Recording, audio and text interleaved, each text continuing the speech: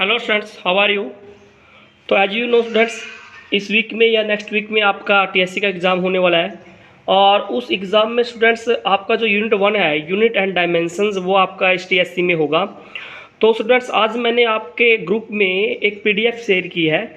उस पीडीएफ में वो क्वेश्चंस हैं जो प्रीवियस एग्ज़ाम्स में रिपीट हुए हैं। तो मैं चाहूँगा कि आप सभी उन क्वेश्चंस को करें और अगर आपको कोई भी क्वेश्चन नहीं आता तो आप मुझसे वो प्रॉब्लम शेयर करें ताकि मैं उसका आपका सोल्यूशन सेंड कर सकूँ। ठीक है, उस पीडीएफ में से कुछ क्वेश्चंस मैं आपके साथ डिस्कस करना चाहूँगा जो काफ़ी इंपॉर्टेंट है, जो हर एग्जाम में लगभग रिपीट होते हैं स्टूडेंट्स। तो देखिए, फर्स्ट क्वेश्चन आपके बोर्ड पर लिखा हुआ है, which of following have same dimensions. आपके पास ऑप्शंस दिए हुए हैं, उन ऑप्शंस में से आपको बताना है कि किसकी डायमेंशन सेम आएंगी। सबसे पहले है specific heat and related heat, second one momentum and impulse, last one moment of inertia and momentum, and last is tension and surface tension. एक बार चेक करते हैं स्टूडेंट्स, ऐसे ऐसे क्वेश्चन बहुत सारे होते हैं स्टूडेंट्स, आपको मिलेंगे। तो देखिए, सबसे पहले उसने कहा कि specific heat and related heat, क्या दोनों की डायमेंशन सेम आएगी। एक बार चेक करते हैं। स्पेसिफिक हीट क्या होता है students, L is equal to Q by M. ठीक है, स्पेसिफिक हीट होता है लेटेंट हीट होता है क्यू बाई एम। एम यहाँ पे मास है, क्यू यहाँ पे क्या है, हीट है। हीट मतलब एनर्जी।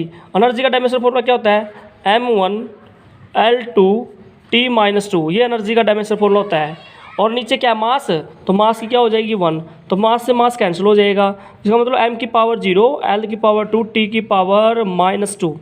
तो ये आपका L का यानी कि लेटेंट हीट का फॉर्मूला आ गया स्टूडेंट्स। अब निकालते हैं स्पेसिफिक हीट का। स्पेसिफिक हीट का क्या होता है, L is equal to Q upon mass को 1 पुट कर लेते हैं। इसका मतलब क्या आ जाएगा, m1L2 और कितना आ जाएगा T-2, m1L2T-2। ये किसका फॉर्मूला आ गया आपका, ये स्पेसिफिक हीट का फॉर्मूला आ गया आपका। और ये लेटेंट हीट का, तो लेटेंट हीट का फॉर्मूला m0L2T-2, स्पेसिफिक हीट का है m1L2T-2। यहाँ पे क्या है एनर्जी, यहाँ पे तो एनर्जी बाई मास है, यहाँ पे एनर्जी बाई 1 वैल्यू। तो दोनों का क्या डायमेंशन फॉर्मूला सेम आया, नहीं। तो इसका मतलब स्पेसिफिक हीट और लेटेंट हीट के डायमेंशन सेम नहीं है, तो ये ऑप्शन तो नहीं आएगा क्योंकि हमें सेम डायमेंशन वाला आंसर चाहिए।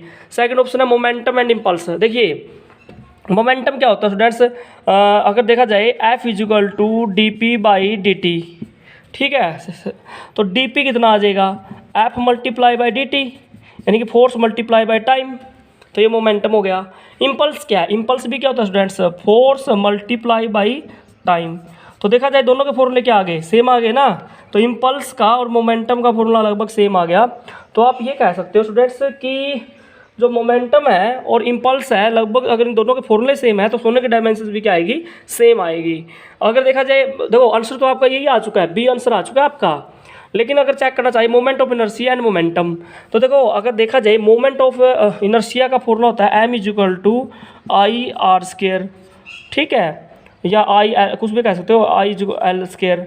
और इम्पल्स मोमेंटम का क्या होता है, मास इंटू वेलोसिटी। क्या दोनों के फॉर्मूले सेम है, नहीं। अगर दोनों के फॉर्मूले सेम नहीं है तो डायमेंशंस भी सेम नहीं आएगी। सिमिलरली स्टूडेंट्स, अगर आप ये आंसर उठाते हो, tension and surface tension. Tension क्या होता है, टेंशन तो एक प्रकार का क्या होता है स्टूडेंट्स, फोर्स ही होता है। टेंशन क्या होता है, एक प्रकार का फोर्स होता है। और सरफेस टेंशन क्या होता है, force acting per unit length होता है।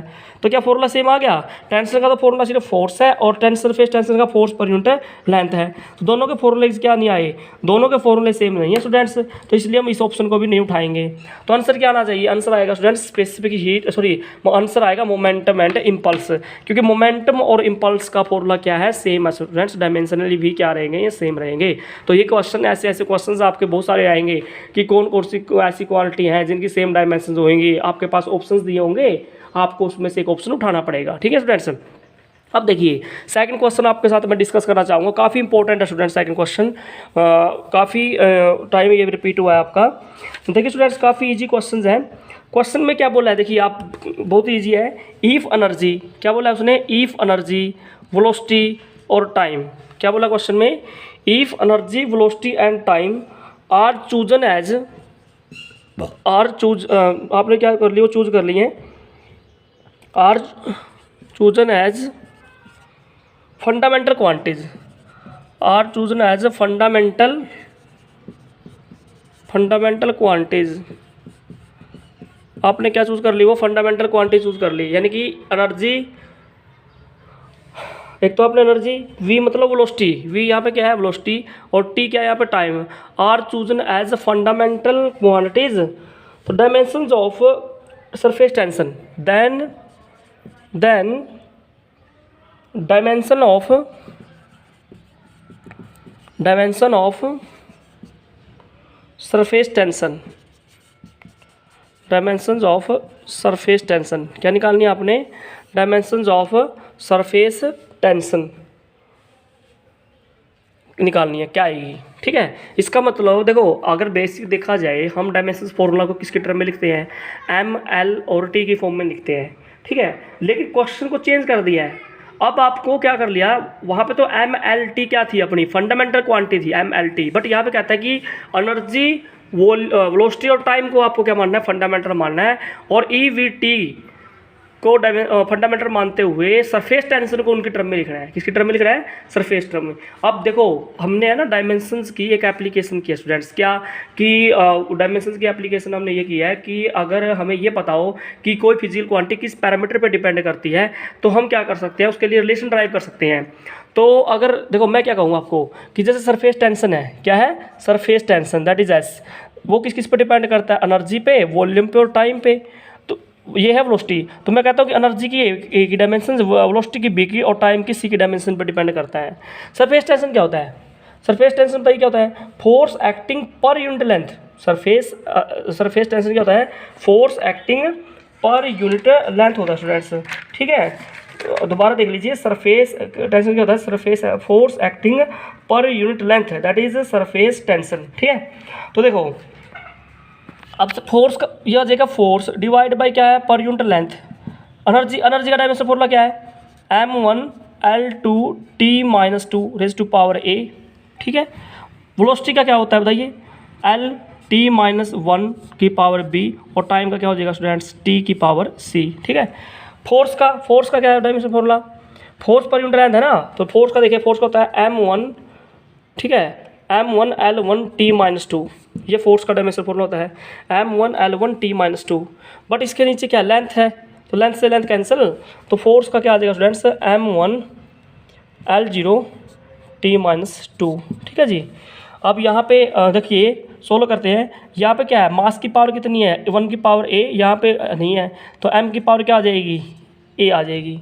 अब यहाँ पे देखो, l की पावर यहाँ पे 2 को a से मल्टीप्लाई करें 2a, यहाँ पे b आ जाएगी, तो l की पावर कितनी आएगी, 2a प्लस b। टाइम की देखिए, यहाँ पे कितनी है, -2a, यहाँ पे -b, और यहाँ पे कितनी आ जाएगी, +c, ठीक है, -2a -b +c। अब क्या करेंगे, इक्वेट कर देंगे स्टूडेंट्स, बस सिंपल है, मास को मास से, तो यहाँ पे m की पावर a को किससे, 1 से। देखो यहाँ पे देखिए स्टूडेंट्स, यहाँ पे m की पावर क्या है, a, यहाँ पे m की पावर 1, तो a की इक्वेशन किससे बन गई, 1 के साथ, तो a की वैल्यू कितनी आ गई, यहाँ पे 1, a की वैल्यू आ जाएगी 1। अब देखो l की बात निकालते हैं, l की पावर कितनी है, 2a plus b, sorry 2a plus b equal to 0, क्योंकि यहाँ पे l की पावर कितनी है, 0। तो अभी a की वैल्यू तो पता है मुझे, a की वैल्यू कितनी है, 1 प्लस b इक्वल टू 0, तो b की वैल्यू कितनी आ जाएगी, यहाँ पे -2 आ जाएगी। अब देखते हैं c की वैल्यू, सी की टी की कंपैरिजन करो, -2a minus b plus C equate T की पावर -2 के साथ, तो आ जाएगा -2a minus b plus C is equal to -2, ठीक है। तो यहाँ पे देखा जाए -2a की वैल्यू कितनी आई है, 1, ठीक है जी, -2 plus C is equal to -2, तो ये आ जाएगा जी -2 plus 2 plus C is equal to -2, तो सी की वैल्यू आ जाएगी -2, क्या आ जाएगी, सी की वैल्यू आ जाएगी -2। तो ए की वैल्यू 1 आ गई, बी की वैल्यू -2 आ गई, सी की वैल्यू भी -2 आ गई स्टूडेंट्स, ठीक है। तो इसका मतलब क्या हुआ कि जो सरफेस टेंशन है ना, ई की पावर ए बी की पावर, तो ए की वैल्यू क्या आ जाएगी यहाँ पे 1, वी की वैल्यू कितनी आ जाएगी -2, टी की पावर वी कितनी आ जाएगी -2। तो इसका मतलब सरफेस टेंशन किसके टर्म में लिख दिया, एनर्जी वॉल्यूम और टी की टर्म में, इसका मतलब एनर्जी वेलोसिटी और टाइम के टर्म में हमने ये लिख दिया स्टूडेंट्स, ठीक है।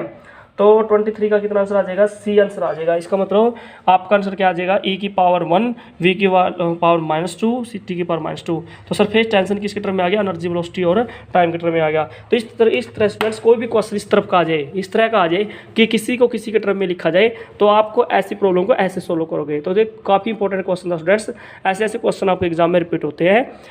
Thanks for watching.